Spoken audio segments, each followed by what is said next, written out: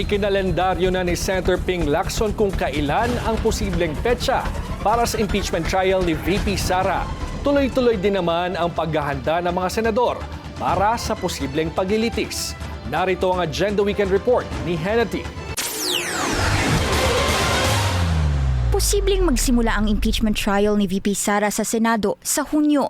Sabi ni Senate President Pro Tempore Ping Lacson sa isang radio interview, kapag nag-convene na ang impeachment court matapos nitong matanggap ang impeachment articles laban sa bise, kakailanganin ng 3 linggo para sa paghahanda. Yan ang procedures gaya ng pag-issue ng summons at reply at preliminary conference para sa stipulations at posibleng pagmamarka ng ebidensya bago magsimula ang trial.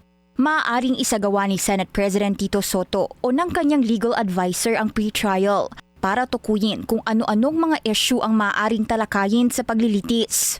Noon daw sa impeachment trial ni yumaong dating Chief Justice Renato Corona, nagkaroon ng kalituhan dahil umano sa kawalan ng maagang pre-trial na kalaunay nagresulta sa pagpasok ng mga surprise witness sa gitna ng paglilitis. Nitong nakaraang taon, pinagbotohan ng Senate Impeachment Court ang pag-archive ng impeachment articles laban sa bise, kasunod ng utos ng Korte Suprema.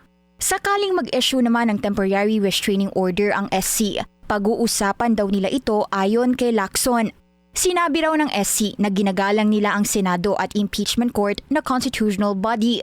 Naghahanda na ngayon ang ilang mga senador sa posibleng magiging trial, gaya ng pagkuha ng crash courses ni Lacson at Soto.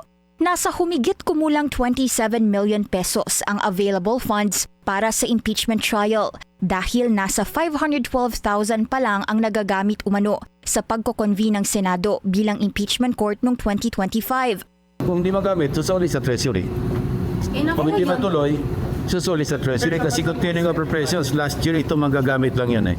Pinaalalahanan naman ng mga senador na maging impartial at magbase lang sa mga ilalatag na ebidensya. Para sa Agenda Weekend, Hannah Tia, Billionaire News Channel.